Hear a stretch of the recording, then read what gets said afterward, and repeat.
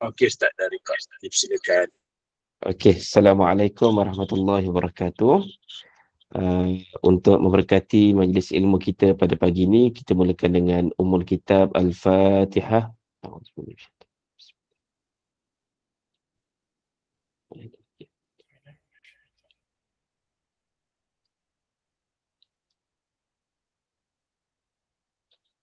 Yang berbahagia, penceramah kita pada pagi ini Al-Fadhil Ustaz Ahmad Husni bin Abdul Rahman, yang berusaha Tuan Presiden Anda Semak Kajang, Datuk Ridwan Yusof, Timbalan Presiden 2, Puan Tuti Syuanti. Seterusnya yang dikasihi para guru, Ustaz Bakru, Ustazah Nur Syams, Cikgu Hasimah dan semua sahabat-sahabat alumni An-Nadi yang dapat bersama dengan kita pada pagi ini. Terlebih dulu kita ucapkan syukur pada Allah Subhanahu Wa Taala kerana dapat kita teruskan kuliah subuh An-Nadi untuk kuliah tafsir bersama Ustaz Husni. Ini kali yang pertama bagi tahun baru 2023. Dan semalam kita telah mulakan dengan kuliah subuh oleh Ustaz Ismail Cikgu. Alhamdulillah, insyaAllah pada tahun ini kita berhasrat untuk meneruskan lagi siri kuliah kita sebagaimana biasa pada subuh minggu pertama dan minggu kedua, hari Sabtu dan Ahad. Dan mudah-mudahan perkara ini dapat diteruskan walaupun dalam keadaan kita sudah banyak bersemuka kerana wabak COVID yang mungkin sudah tidak sebagaimana di awal dahulu. Jadi insyaAllah pada pagi ini dengan masa yang ada, sekarang 7.19, kita memberikan ruang kepada Ustaz Ahmad Husni untuk menyampaikan kuliah beliau dan berkongsi dengan kita. Falyatafaddal mashkura. Baik, Assalamualaikum warahmatullahi wabarakatuh. Bismillahirrahmanirrahim. Innal hamdalillah nahmaduhu wa nasta'inuhu wa nastahdihi wa nastaghfiruh. ونعوذ بالله من شرور أنفسنا وسيئات أعمالنا من يهده الله فلا مضل له ومن يضلل فلا هادي له أشهد أن لا إله إلا الله وحده لا شريك له وأشهد أن سيدنا محمدا عبد الله ورسوله بلغ الرسالة وأدى الأمانة ونصح الأمة وجاهد في الله حق الجهاد ونصلي ونسلم على حبيب المصطفى رسول المجتبى صلى الله عليه وعلى آله ولمن سار على نهجه واستنى بهديه وسنته إلى يوم الدين. أما بعد رب اشرح لي صدري ويسر لي أمري واحلل عقدة من لساني يفقهوا قولي. اللهم لا سهل إلا ما جعلته سهلا وأنت تجعل الحزن إذا شئت سهلا. ربنا يسر لنا ولا تعسر وأتمم لنا بالخير. Pertamanya syukur kehadrat Allah Ta'ala atas limpahan kurnia rahmat dan inayah serta keizinan daripadanya juga kita sama-sama dapat memurnikan kehidupan dengan beribadah kepada Allah Subhanahu Wa Taala dan meneruskan tanggungjawab kita sebagai hamba Allah di atas muka bumi. Terima kasih Dr. Izwan selaku pemudahcara, Datuk Rizwan selaku Presiden, Puan Ustazah Tuti kena sebut tak? Kemudian seterusnya guru-guru, para pendidik kita yang bersama-sama dengan kita pada pagi ini. Moga-moga dengan keberadaan mereka itu menambah keberkatan kepada kita yang sentiasa sahaja akan menjadi anak didik mereka sehinggalah hari kematian kita, insya-Allah.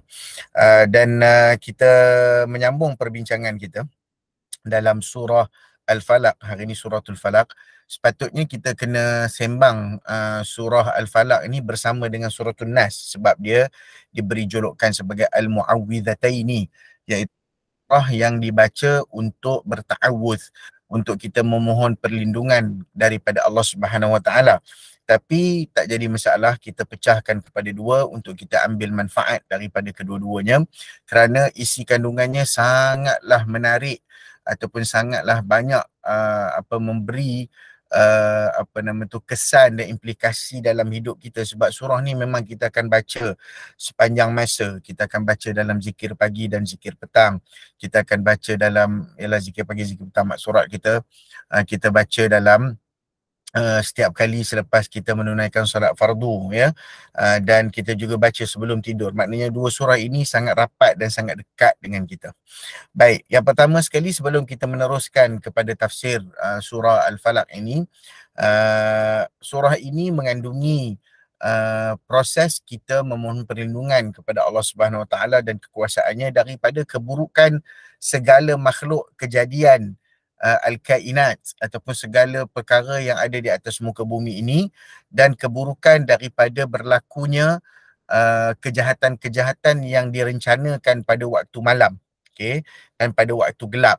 Dan akhirnya kita memohon perlindungan daripada setiap yang hasad dan yang suka menyihir. Dan Allah Subhanahu Wa Taala mengajar perkara ini dan Nabi ajar kepada Aisyah, dan Aisyah radhiyallahu taala anha pada waktu Nabi SAW sedang nazak, dia baca dua surah ni. Tapi Nabi tegur, Nabi kata, Aisyah, ni bukan lagi sakit yang boleh diminta ubati, tetapi ini adalah sakit yang memanggil untuk Nabi SAW pulang ke hadrat Allah Subhanahu Wa Taala. Baik. Yang pertama, nama surah ini secara kita panggil tauqifinya ataupun secara sebagaimana diturunkan oleh Allah Subhanahu Wa Taala adalah suratul falaq. Apa maksud al-falaq? Maksud al-falaq ini ada beberapa ulama kata dia menyebutkan tentang perbezaan ataupun dia kata asyaqq, iaitu pecahan ataupun gap. Kita nak kata gap lah senang. Gap gap. Kalau kita tengok biji kurma tu, siapa pernah tengok biji kurma tu, dia tengah-tengah tu kan ada macam belahan dia tu, okey, gap dia tu. Okey, jadi belahan gap tu dipanggil falaq. Okey, tu dipanggil falaq. Dan falaq ni adalah sesuatu yang kita boleh lihat, falaqus subh. Falaqus subh maknanya waktu subuh. Waktu subuh yang mana dia memisahkan antara kegelapan malam dan juga bukan kesiangan. Kesiangan tu bangkit lambat. Kegelapan malam dan juga kecerahan fajar. Itu akan dibezakan. Itu maksud al-falaq. Man falaqa min amudis subh. Maknanya apa yang terpisah, apa yang terpecah dan terasing daripada tiang fajar. Tiang fajar tu maksudnya kita melihat kepada fajar yang sebenar, fajar yang telah menyingsing itu. Dan ada yang mengatakan dia itu adalah waktu subuh secara zatnya dan waktu fajar secara hakikinya, dan semuanya kembali kepada makna yang samalah. Dan Allah Subhanahu Wa Taala menyifatkan ataupun memulakan surah ini qul a'udzu birabbil falaq, yakni bermakna as-subh, maknanya subuh. Okey, itu yang pertama. Yang kedua, nama surah ini qul a'udzu birabbil falaq, surah qul a'udzu birabbil falaq, sebagaimana yang diriwayatkan daripada hadis daripada Rakib, daripada Uqbah bin Amir. Dia mengikuti Nabi SAW, lalu dia meminta Nabi SAW membaca kepada dia surah Hud dan surah Yusuf. Dia minta Nabi perdengarkan kepadanya kembali surah Hud dan surah Yusuf. Lalu Nabi kata, lan taqra syai'an ablaq indallah min qul a'udzu birabbil falaq wa qul a'udzu birabbin nas. Maka Nabi memberi wasiat kepada dia, kamu tidak akan membaca sesuatu yang lebih bernilai ataupun lebih tinggi nilainya di sisi Allah SWT daripada surah Al-Falaq dan surah An-Nas. Okey. Jadi di situ dia ambil namanya qul a'udzu birabbil falaq juga. Maknanya kita boleh sebut nama surah ni surah apa? Surah Al-Falaq. Kalau orang sebut nama surah ni qul a'udzu birabbil falaq pun betul. Tak jadi masalah. Jangan main-main pula. Kau kan dulu kita duk suka melawak lah kan. Datang orang ni nak interview nikah, kita cakap dia cuba baca surah Al-Falaq. Oh, tak tahu dia. Qul a'udzu birabbil cakaplah surah qul a'udzu kan. Dia melawak gitu. Sebenarnya itu juga betul, itu juga betul. Sebagaimana orang melawak kata kalau lupa barang sembahyang 2 rakaat. Sebenarnya itu salah satu daripada cadangan daripada Imam Abu Hanifah. Abu Hanifah sendiri kata memang begitulah. Begitulah kita isti'anah, wasta'inu bis sabri was salah. Kita minta tolong dengan Allah SWT dengan kesabaran dan salat. Memang betul gitulah. Okay, jadi rupa-rupanya benda-benda yang kita main-main dulu, rupanya benda-benda yang serius sebenarnya. Yang nama yang ketiga iaitu surah Al-Mu'awwizatain. Surah Al-Mu'awwizatain ni iaitu 2 surah bersekali dengan ma'a suratin Nas, bersama dengan suratul Nas. Bahawasanya Nabi SAW bersabda kepada Ibnu Abbas Al-Juhani radhiyallahu ta'ala anhu, ya Aba Abis, bukan Ibnu Abbas, Ibnu Abis, ya Aba Abis, dia kata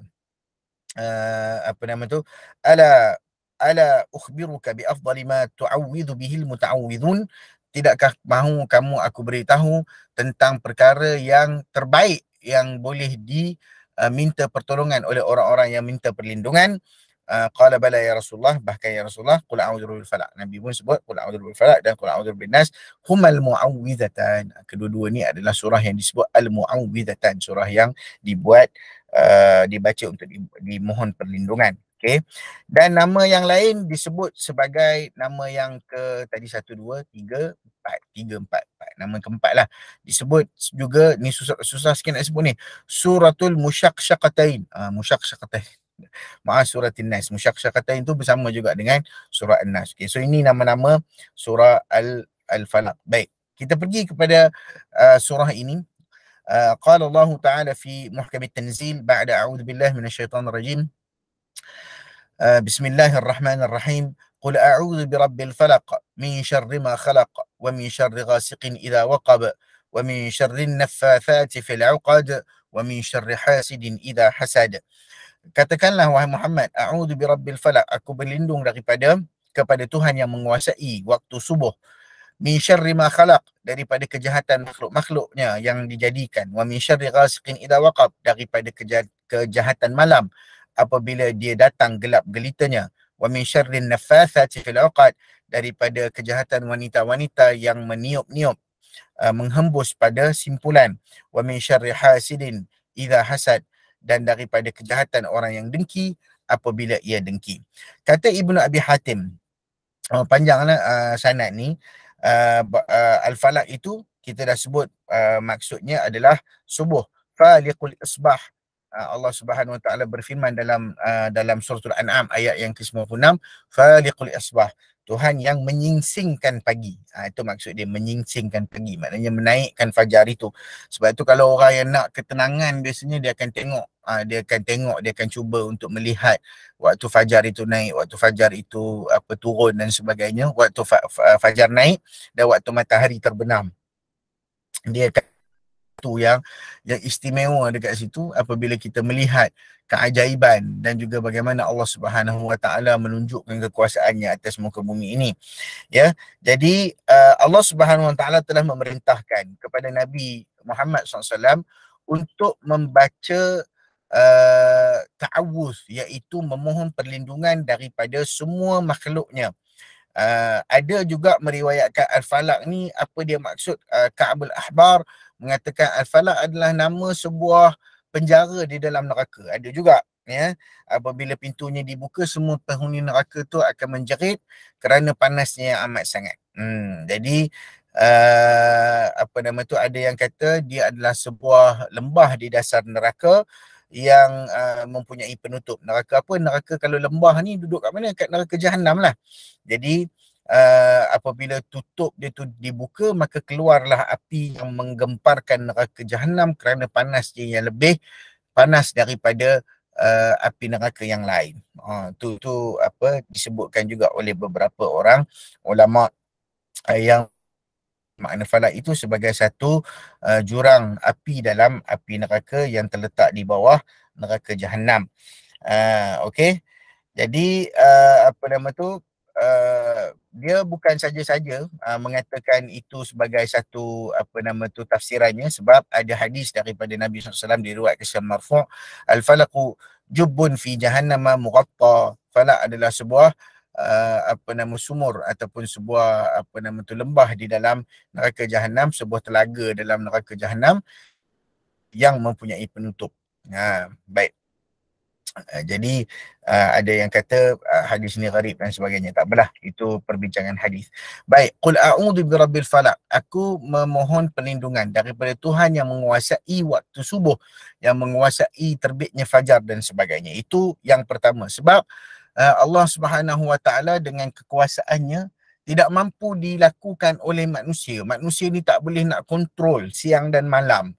Manusia ni tak boleh kontrol matahari. Manusia ni tak mampu untuk memindahkan matahari itu daripada orbitnya sendiri. Manusia ni tak mampu untuk membuatkan bumi ini berputar. Manusia itu bukan kuasa manusia. Itu adalah kuasa Allah Subhanahu Wa Taala, yang mana apabila kita mengagungkan kuasa Allah Subhanahu Wa Taala itu extreme power ataupun kita panggil kekuasaan Allah yang maha hebat, maka kita memohon kepada sesuatu yang terbaik. Okay? Biasanya kita suka mohon perlindungan daripada benda-benda yang kita nampak ataupun benda-benda yang dekat dengan kita. Sebab itu apabila Allah Ta'ala itu dekat dengan kita, maka kita terus bermohon kepada Allah, the ultimatum dalam apa nama tu, kita punya permohonan kita. Itu adalah yang terbaik. Wa min syarri ma khalaq, daripada kejahatan semua makhluk. Yakni kejahatan semua makhluk termasuk iblis, keturunannya, syaitan dan keturunannya, jin-jin dan keturunannya, manusia dan juga keturunannya yang jahat-jahat. Dan juga semua binatang-binatang yang mungkin berbahaya kepada kita dan segala-gala makhluk Allah SWT yang mempunyai kesan dan juga bahaya terhadap manusia. Okey, jadi ini adalah juga termasuk daripada apa nama tu, satu apa kita panggil penyebutan yang ringkas tetapi mencakupi dan mencukupi semua apa nama tu, tempat yang kita nak minta. Cukuplah min syarri ma khalaq, daripada semua burukan apa yang dijadikan oleh Allah SWT. Kita nak pergi mana? Kita nak masuk hutan, ada orang nak masuk hutan kan, kita minta perlindungan daripada Allah SWT, daripada sekalian makhluk apa yang ada dalam hutan yang kita tak tahu mungkin berbahaya kepada kita, sengatan dan seumpamanya. Kita nak pergi masuk ke laut pun sama, minta perlindungan. Kita nak pergi ke mana-mana sahaja ya, daripada keburukan. Kalau naik kapal terbang, orang paling takut naik kapal terbang ni apa? Berlanggar dengan burung kan. Sebab dia boleh rosakkan sistem penerbangan dan juga dia boleh rosakkan enjin. Jadi minta semua benda itu adalah kat mana-mana pun kita berhadapan dengan bahaya makhluk. Maka itulah yang kita minta perlindungan dan pertolongan. Wa min syarri ghasiqin idza waqab, daripada kejahatan malam apabila ianya telah gelap gulita. Kata Al-Imam Mujahid, makna yang dimaksud adalah apabila matahari tenggelam. Sebab biasanya usually kejahatan ni orang akan buat waktu malam, tapi hari ni orang tak kira dah, pagi siang terang benderang orang buat jahat. Tapi biasanya rencana kejahatan itu bermula pada waktu malam. Dan begitulah yang disebut oleh Imam Bukhari dan Mujahid, bahawasanya perkara ini berlaku apabila matahari telah tenggelam. Apa nama tu, makna yang dimaksudkan apabila datang malam itu adalah apabila dia telah pun diselimuti dengan kegelapan. Okey, maksudnya apabila matahari telah hilang lah. Okey. Al-ghasiq, apa nama tu, ada yang mengatakan ghasiqin idza waqab, wa min syarri ghasiqin idza waqab. Ghasiq itu adalah jatuhnya bintang. Ini apa nama tu, makna yang lebih yang lebih kita panggil apa nama tu, bersifat kita panggil apa tu, bersifat ilmu-ilmu yang berkaitan dengan ilmu falak lah. Okay. Berbagai penyakit dan taun dan wabak jatuhnya sebab ada kaitan dengan jatuhnya bintang suraya. Tu hari tu waktu COVID awal-awal dulu, apa famous sikit isu bintang suraya ni kan. Last kali yang kita ingat waktu kita belajar masa kat sekolah dulu, lagu kumpulan Headwind, Suraya, lagu tu yang kita ingat, bukan kita duk ingat bintang suraya betul tu. Okay, jadi alaflin apa nama tu, apa wabak penyakit tu akan hilang apabila terbit bintang suraya. Itu kaitan antara pergerakan falak dengan apa yang berlaku di atas muka bumi. Sebab pergerakan bulan pun memberi kesan kepada bumi, maka adalah bintang-bintang yang memberi kesan kepada bumi itu dari sudut kajian ilmu-ilmu falak. Ibnu Jarir mengatakan antara apa asar yang bersumber daripada apa yang diceritakan, panjang dia punya sanadnya, tetapi semuanya menjurus kepada maksud kejahatan apabila bintang dan juga matahari telah tenggelam. Okey. Baik. Apa nama tu, dalam sebuah hadis Aisyah mengatakan Nabi SAW pernah pegang tangan dia, lalu Nabi SAW memperlihatkan kepada Aisyah waktu terbitnya rembulan. Waktu terbitnya rembulan. Saya duduk tepi ni, nampak lagi bulan. Bulan duduk cerah lagi dekat tepi kawasan yang saya duduk ni. Apa nama tu? Nabi kata ta'awwadhi billahi min syarri hadha al-ghasiqi idza waqa. Nabi kata gitu. Nabi kata kepada Aisyah, wahai Aisyah, mohon perlindungan kepada Allah dari kejahatan rembulan ini apabila ia telah tenggelap. Maknanya gelap lah, malam tu telah gelap. Okey.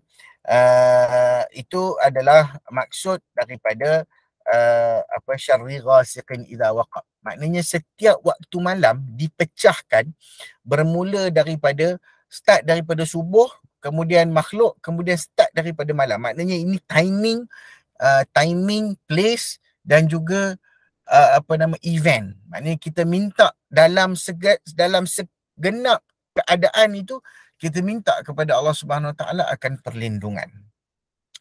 Sebab malam hari ni ya, dalam suasana hari ni, malam pun sebab kita dah banyak lampu, ada terang-terang, orang pun tengok lampu. Tapi kalau bayangkan dalam keadaan dulu, sebenarnya saya berada agak jauh di kawasan nak kata pedalaman tak juga, tapi kawasan ni memang belah-belah Perak ni, belah-belah Lumut, belah-belah apa nama tu ni, dia ada kawasan-kawasan. Bila saya lalu kemarin ni, lalu nak sampai ke tempat yang yang dituju ni, saya lihat kiri kanan tu rumah yang berada di tepi jalan besar, highway baru, WCE ke apa highway tu. Kiri kanan tengok rumah kan, rumah-rumah orang. Saya terfikir waktu PKP dulu ni gamaknya dia ni macam mana. Kita orang nak try order Grab pun sejam baru sampai. Iaitu paling dekat. Maksudnya kalaulah kita berada pada keadaan yang begitu, gelap malam tu, rumah tu kalau tak dipasang lampu luarnya, memang kita tak nampak tu rumah. Itu maksudnya kegelapan malam ini jangan dibuat perkara yang main-main ya. Sebab kalau orang yang bekerja, saya ingat arwah ayah saya pernah sebut, dia kata orang yang di India dan di Pakistan tu, mereka akan bekerja, waktu mereka mula bekerja adalah waktu mereka boleh nampak barang yang mereka nak bekerja dengannya itu, sampailah barang tu dia orang tak nampak, iaitu waktu malam yang gelap sungguh. Seolah-olah bila tak buka lampu memang tak nampak apa-apa. Yang seterusnya diminta perlindungan daripada siapa? Wa min syarrin naffatsati fil 'uqad, dan daripada keburukan wanita tukang sihir yang menghembus pada simpulan-simpulan. Okey. Apa yang dimaksudkan an-naffasat? An-naffasat ni adalah wanita-wanita penyihir, iaitu mereka yang membuat sihir yang lama. Sihir lama ni disebut sihir, kalau bahasa sekarang ni kita orang selalu bila sihir nak kenakan, nak tujukan pada manusia, dia akan buat simpulan-simpulan. Okey, apa maksud simpulan-simpulan tu? Macam sihir voodoo lah tuan-tuan ya. Macam sihir voodoo. Voodoo ni yang dia cucuk-cucuk, buat gambar orang tu ataupun buat bentuk orang, kemudian dicucuk-cucuk, dia buat sesuatu lah menggunakan gambar ataupun menggunakan patung dan seumpamanya. Dengan cara yang ini mereka menggunakan simpulan-simpulan yang mengikat pada simpulan-simpulan. Tiada sesuatu pun perbuatan yang lebih mendekatkan manusia kepada syirik dan kemusyrikan selain daripada ruqatul hayya dan majanin. Ini semua ruqyatul hayya dan majanin, ni semua nama-nama bagi sihir lah, perbuatan-perbuatan sihir. Tuan-tuan, yang kita dengar sihir orang Melayu ni dahsyat. Sihir Melayu ni dahsyat dah. Sihir Siam dahsyat dah. Tuan-tuan tak tahulah, mungkin ada sebahagian daripada kita pernah encounter sihir yang dibuat oleh orang Arab. Yang tu yang tu kalau kita tengok lagi tak masuk akal lah. Tak masuk akal dia punya ekstrim dia tu, kita tak terjangkau. Rupanya macam ni punya sihir pun, tahap pun ada. Jadi mereka lebih kaya lah dari sudut itu, dari aspek sihir ini. Dalam sebuah hadis pernah menceritakan tentang kesakitan Nabi SAW, yang dikatakan Nabi SAW pernah terkena sihir ataupun perbuatan khianat. Lalu Jibril datang kepada Nabi SAW. Jibril tanya, wahai Muhammad, apakah engkau sakit? Nabi kata, ya Jibril, Lantas Jibril berdoa, Bismillahi arqika min kulli da'in yu'dhika wa min syarri kulli hasidin wa ainin Allahu yashfika. Dengan menyebut nama Allah. Ini ruqyah lah, ini jampi. Boleh hafal jampi. Orang panggil setengah orang kata jampi ataupun jampi Jibril lah. Apa doa Jibril Bismillahi arqika wa min kulli da'in yu'dhika wa min kulli hasidin wa ainin Allahu yashfika. Okay. Dengan nama Allah aku meruqyahmu, aku menjampilah. Ruqyah ni jampi yang syar'i. Aku menjampimu daripada semua penyakit yang mengganggumu dan daripada setiap orang kejahatan, orang yang dengki dan pandangan mata ain. Allahu yashfika, semoga Allah menyembuhkan kamu. Hal ini terjadi saat Nabi SAW sakit terkena sihir. Dan Allah selamatkan Nabi dan sembuhkan Nabi SAW, menolak rencana jahat para penyihir dan orang-orang yang dengki dari kalangan orang Yahudi, lalu menimpakannya kepada mereka dan menjadikan kehancuran dan tipu daya mereka itu ke atas mereka balik. Ya. Nabi tak pun mengecam, tak pun kata, tak pun kutuk, tak pun marah orang yang buat tu, tetapi Nabi kembalikannya kepada Allah Ta'ala dengan meminta pertolongan daripada Allah SWT. Semoga Allah Ta'ala dah yang memberi kesembuhan dan keselamatan daripada apa yang didertai oleh Nabi SAW. Dan Nabi diriwayatkan oleh Abu Muawiyah, A'mash, Yazid, Ibn Hibban dan Zaid bin Arqam bahawasanya yang menyihir Nabi itu adalah seorang lelaki Yahudi dan Nabi sakit beberapa hari. Ya. Dan Jibril yang menceritakan. Jibril kata Yahudi ni telah menyihirmu dan membuat satu buhul. Buhul ni macam tadilah simpulan-simpulan yang ditujukan kepada kamu. Itu cara dia buat sihir itulah. Lalu ia meletakkannya dalam telaga Nabi SAW. Itu modus operandi yang biasa yang selalu kita tengok drama-drama cerita-cerita Melayu, sihir-sihir orang Melayu ni, jumpa kain kuning lah letak bawah rumah dan sebagainya, macam-macam lah, sihir pembenci letak di muka, macam-macam perkara yang berlaku, sangat banyak. Nak menceritakannya mungkin tak sempat masa kita pada hari ini. Baik, kemudian Nabi tidak pernah pun sebut tentang lelaki Yahudi, tak pernah tengok sampai Nabi SAW wafat. Okay. Jadi inilah yang pernah berlaku kepada Nabi SAW. Dan disebutkan daripada Aisyah, Nabi pernah disihir. Nabi pernah disihir sehingga Nabi sihir tu macam dikatakan Nabi dah pergi mendatangi isteri-isteri Nabi, padahal tidak. Sampai macam tu sekali, sampai boleh menggambarkan kepada kita sesuatu yang bukan realiti. Setengah orang sebut penyakit skizofrenia tu kan, menggambarkan sesuatu yang bukan. Dia ada kaitan lah juga.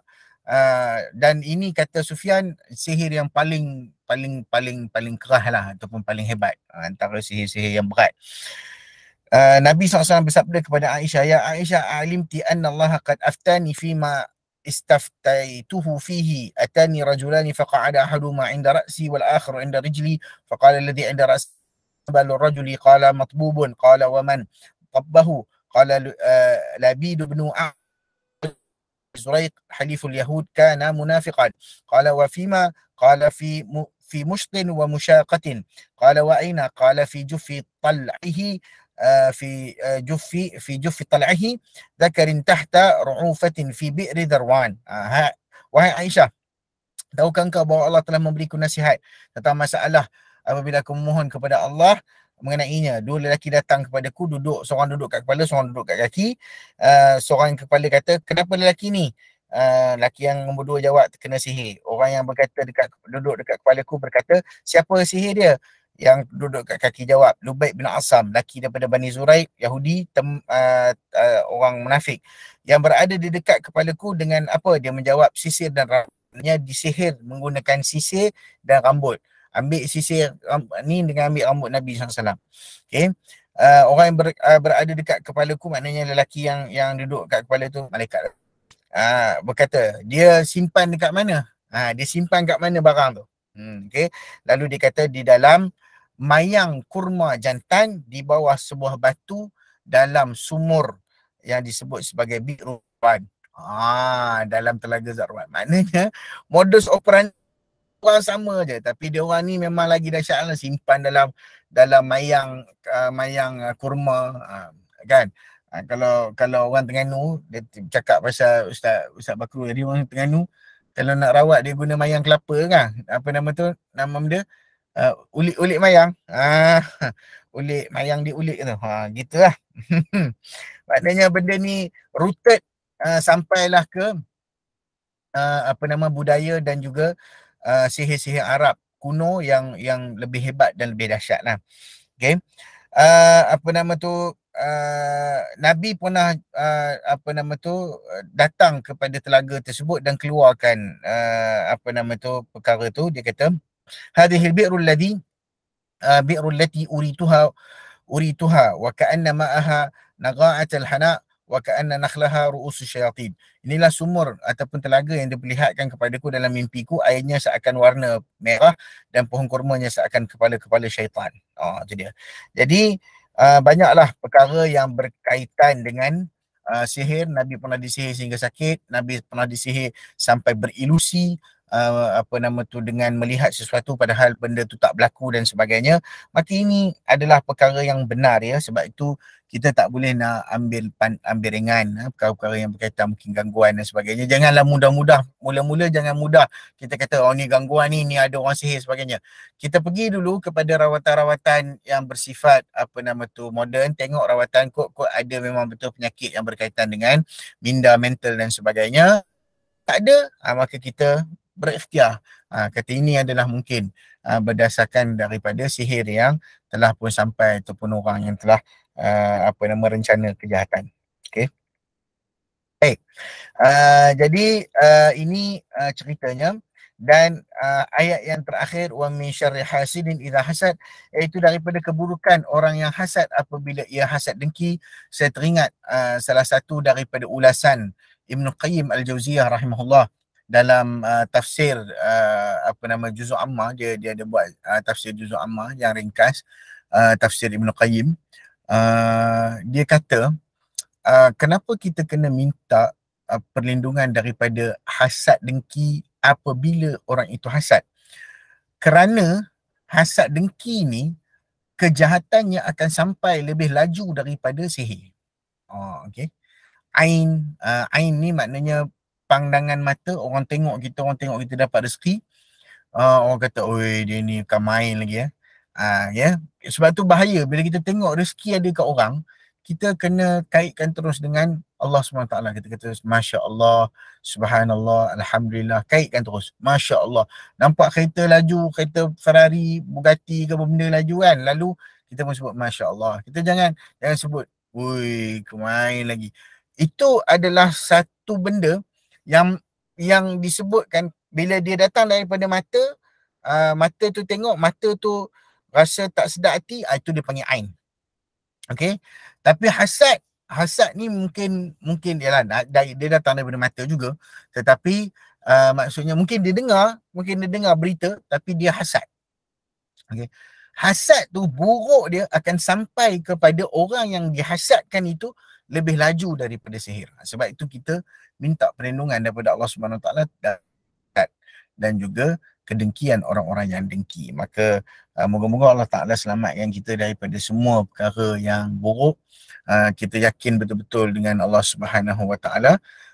Kalau sahabat-sahabat yang berlatih dengan saya dulu silat gayung, waktu kita belajar dengan Cikgu Kahariza, ingat tak siapa-siapa yang ada kat sini mungkin sama seperguruan Cikgu Kahariza. Saya pernah tanyalah benda tu dalam bincang. Ada satu petang tu saya pernah tanya beliau lah tentang ilmu-ilmu yang diamalkan oleh pesilat-pesilat. Dia kata memang ada lah, tapi untuk dia sendiri tak berminat dengan perkara tersebut. Dia kata sendiri, dia cakap sendiri, kamu cukup sekadar dengan zikir-zikir yang kamu buat lepas solat, yang kamu baca qul huwallahu ahad, yang kamu baca qul a'udzu birabbil falaq, yang kamu baca qul a'udzu birabbin nas. Saya pun pelik juga. Maknanya biasanya orang yang betul-betul mendalami ilmu persilatan ni, dia akan ambil juga ataupun dia akan adalah amalan-amalan tertentu yang diamalkan tu. Tapi bagi dia kata cukup dengan apa yang Nabi SAW ajar kepada kita. Saya tertarik juga waktu ketika itu. Menarik juga apabila dia keluar daripada kebiasaan pengamal-pengamal persilatan yang lain, lalu dia memegang dengan perkara yang diajar sendiri oleh baginda Nabi SAW. Maka ini juga adalah sesuatu yang harus kita teguhkan dalam amalan kita, dalam dunia kita pada hari ini. Kita kembali beramal dengan sunnah Nabi SAW, yakin dengan kekuatan yang datang daripada sunnah Nabi SAW, bahawasanya tidak ada yang lebih hebat daripada apa yang dibawa oleh baginda Rasul SAW. Wallahualam, sekadar itu Tok Red, Ustaz Dr. Izwan, apa yang boleh saya kongsikan. Sebab kita janji dah tadi nak bagi peluang kat brother UM Rizali kita untuk membuat apa nama tu, apa dia punya tawaran ke apa, marketing ke apa, insyaAllah. Fala tafadhal mashkura, jazakumullah khairan. Boleh. Alhamdulillah, terima kasih banyak kepada Al-Fadhil Ustaz Usni di atas perkongsian beliau sebentar tadi. Dan kita fahamlah makna surah Al-Falaq ni sebagai surah yang sangat penting untuk sama-sama kita amalkan, kerana ia termasuk di antara anjuran Nabi SAW untuk kita mengamalkannya sentiasa, khususnya perlindungan daripada hasad, daripada sihir. Dan kalau kita baca juga pada tafsir surah tafsir apa ni Al-Munir Ustaz Usni Dr. Wahbah Az-Zuhaili membayangkan kalau surah Al-Falaq ni kita minta lindung daripada kejahatan yang berbentuk semacam fizikal lah, seperti sihir dan juga hasad tadi, manakala An-Nas tu lebih kepada keselamatan iman dan akidah daripada godaan syaitan. Jadi sebelum kita buka soalan, saya persilakan dan berikan ruang sedikit untuk Abang Yuam kalau nak kongsi sedikit ada perkara-perkara menarik pada BSN sebagaimana yang disebut Ustaz Usni tadi. Silakan. BSN ni dia tak ada menarik, dia macam bank lain juga rasanya. Tak ada apa yang nak dikongsi. Oh, tak dapat dikongsi Okey, tak apa. Dia malu dah tu. Okey, saya buka ruang kepada yang lain. Mungkin cikgu-cikgu dan juga mungkin sahabat-sahabat alumni kalau ada persoalan yang ingin ditanya kepada pengkuliah kita, Ustaz Usni, silakan. Lah, dok jadi pun.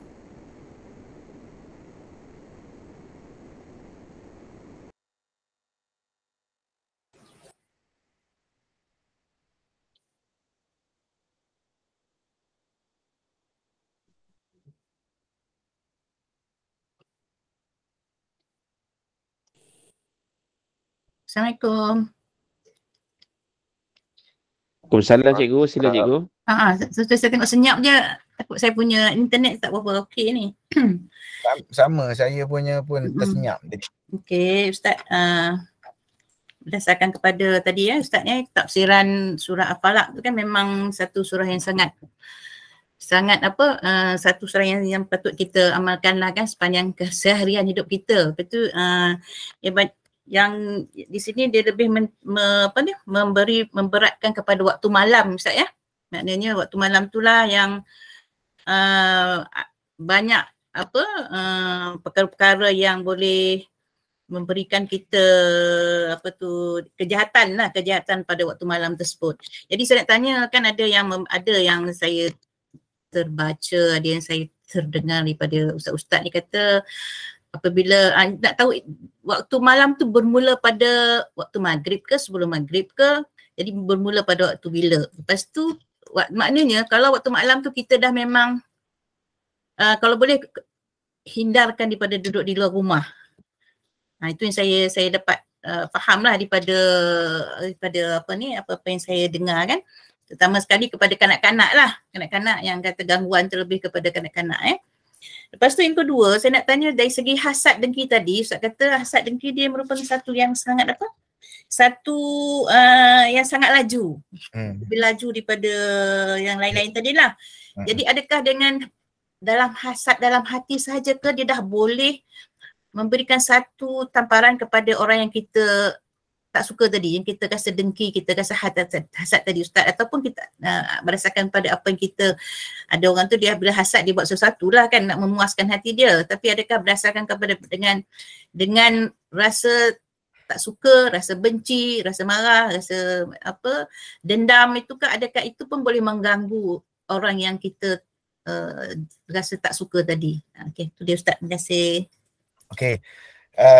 Apa nama tu, yang pertama sekali waktu malam tu cikgu memang bermula daripada waktu maghrib. Sebab apa? Sebab kalau kita melihat kepada zikir-zikir yang kita baca, dia panggil zikir pagi dan zikir petang.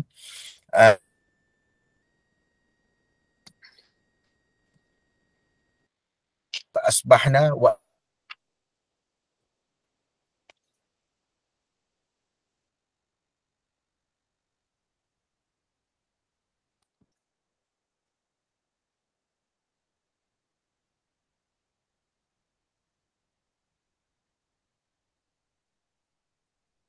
Ustaz Husni okey ke? Hilang terus dah kan? Tak dengar. line saya memang tiba-tiba dia teruk sikit. Ni ada apa? Ada gangguan ni, ada gangguan. Takut ni. kena ain juga ni Ustaz Husni ni. Kena ain ni. Kena ain yang Amri Zaili tadi. Dia tak ni, masya-Allah. Okey, kita try insya-Allah khair. Insya-Allah dah full 4G balik. Okey, apa nama tu? Malam tu, sebab bila kita baca zikir tu, baca Allahumma inni a'udzubika min syarri hadhihi lailah. Maksudnya ya Allah, aku berlindung kepada keburukan malam ini. So malam memang bermula daripada maghrib. Maghrib tu sudah dipanggil malam lah. Okay, maghrib. Cuma apabila dia semakin menggelap, itu kegelapan malam itu berlaku selepas daripada maghrib tu lah. Kegelapan malam itu berlaku selepas hilangnya mega merah di di ufuk. Hilangnya itu sudah bermulanya kegelapan, datangnya kegelapan. Tapi malam itu sudah bermula pada waktu maghrib. Okey, yang kedua, tentang hasad. Dia tak kira sama ada terdetik sahaja, orang tu terdetik sama ada dia terdetik untuk jahat atau hasad, itu pun akan ada keburukan sampai kepada orang yang dia hasadkan itu. Tak kira dalam hati ke dia bercakap ke ataupun macam mana ke, terfikir ke. Maka sebab itu kita kalau boleh jangan langsung ada apa-apa perasaan yang tidak senang apabila melihat orang lain ataupun sahabat kita terima nikmat dan rezeki. Sebab memang kalau kita tak niat apa-apa pun, dia adalah hasad yang membawa kepada keburukan. Yang membawa kepada keburukan kepada diri orang yang menghasad tu, dan keburukan kepada diri orang lain yang itu lebih utamalah. Jadi itulah yang sepatutnya kita awasi. Dia memang satu benda yang sangat hebat, dan yalah, orang selama ni tak sedar keburukan hasad tu. Orang ingat hanya kalau hasad ni, contoh nampak kawan beli kereta baru, kita pergi ambil, kita cala dengan kereta dia. Itu dah sampai kepada perbuatan. Tapi hasad ni hanya sekadar intention, baru je tak niat pun, tak ada intention pun, tak ada niat pun, baru je terdetik hasad tu, buruk dia dah sampai dah. Itu dia punya kelajuan buruknya hasad tu. Sebab itu Nabi menegah kita daripada hasad kepada manusia, dengki dan mudah aja hasad ni, dengki ni iradatu zawalil khairi minal ghair, iaitu kita nakkan kebaikan yang ada pada diri orang lain tu hilang. Itu mudah, simple untuk kita nak katakan hasad ni apa.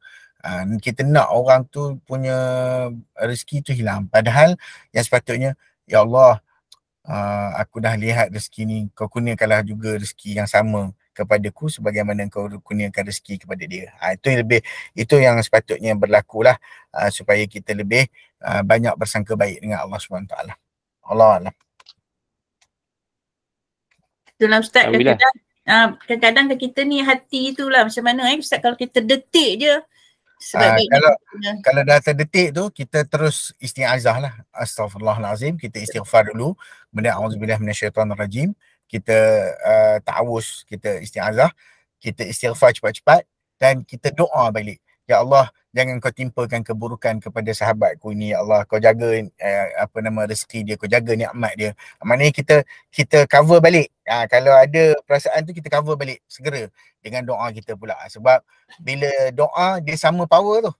Hasad sampai cepat, doa yang sahabat kita tak tahu pun sampai cepat juga. Jadi kita cover balik lah dengan doa kita kepada dia. Terima kasih Ustaz. Okay. Alhamdulillah, terima kasih Cik Wasimah yang bertanya dan juga Ustaz yang menjawab. Ada lagi ke persoalan? Dah tak ada dah kot sebab dia orang takut kena hasad dengki ni. Tok Red tu macam mana nak tanya tu? Dia dah buka gambar tu siap. Tok Red, aduh. Sekarang lain ni hasad dengki lagi teruk ni Tok Red. Apa cerita Tok Red? Kita kan Tak dengar. Hello. Ha. Ni mungkin recap kot Ustaz pernah cakap. Kita kan tengok surah-surah yang akhir ni ada cool banyak cool. Ustaz dia trending dia tu kenapa tu Ustaz di ayat akhir tu ada cool tu arahan yang tegas ke apa ke tu? Bila sebut perkataan qul ni memang itulah yang apabila sesuatu yang penting, dia boleh indicate kepada sesuatu yang penting, dan yang kedua boleh indicate kepada amalan. Okey, kepada amalan yang dilakukan secara lisan lah. Okey, kalau kita tengok pattern ayat-ayat qul qul ta'alau, katakanlah mari atlu ma harama rabbukum alaikum, aku nak cerita benda yang Tuhan haramkan kepada kamu. Okey, itu adalah satu pernyataan ataupun satu arahan, satu benda yang kita ajar kepada orang kan. Itu sebab kita kata qul, mari katakan. Ada qul Allah Ta'ala suruh Nabi yang kata, tapi yang ayat 3 yang belakang ni indikator dia kepada amalan. Maksudnya benda tu macam kita kena buat lah, kena cakap, kena buat, kena amalkan dalam amalan-amalan kita. So bila dimulakan dengan qul ni, dia boleh merujuk kepada macam-macam bentuk. Macam yang saya sebut tadi, antaranya arahan Allah Ta'ala, mungkin ada pengajaran, ada satu benda yang nak diajarkan, SOP yang nak dibagi tahu, dan yang ketiga merujuk kepada amalan lah. So yang ketiga-tiga yang ujung belakang ni merujuk kepada amalan untuk kan dan juga untuk dibacakan lah. Allahuakbar. Okey, jelas Ustaz. Baik, Alhamdulillah, terima kasih Tok Red dan juga Ustaz Husni menjawab. Jadi kalau tidak ada lagi, mungkin kita boleh tamatkan kuliah kita pada ketika ini. Dan dengan itu, di hujung ini kita memohon pada Ustaz Husni untuk memimpin bacaan doa untuk memohon keberkatan daripada Allah untuk kita semua. Silakan Ustaz. Bismillahirrahmanirrahim. Alhamdulillahirabbil alamin. Hamdal hamidin hamdal syakirin hamdan yuwafi ni'amahu wa kafi mazidahu. Ya rabbana lakal hamdu kama yanbaghi li jalalika wa musta'alik. Allahumma salli wa sallim wa barik ala Muhammadin wa ala alihi wa sahbihi ajma'in. Allahumma habbib ilayna al-iman wa zayyinhu fi qulubina wa karrih ilayna al-kufra wal fusuqa wal 'isyan waj'alna minal rasyidin. Allahumma arhamna wajma'na fil khair. Allahumma la khaira illa khairuk. Allahumma la khaira illa khairuk. Allahumma la khaira illa khairuk. Allahumma la sahla illa ma ja'alta تجعل الحزن إذا شئت سهلا. ربنا يسر لنا وأمورنا كلها يا ربنا يا رب العالمين. ربنا آتنا في الدنيا حسنة وفي الآخرة حسنة وقنا عذاب النار. الحمد لله. Okey, terima kasih pada Ustaz Husni. Jadi untuk akhirnya kita ucapkan terima kasih juga pada semua guru-guru dan semua sahabat yang dapat bersama. Dan akhirnya kita tangguh majlis kita dengan bacaan tasbih kafarah dan suratul Asr.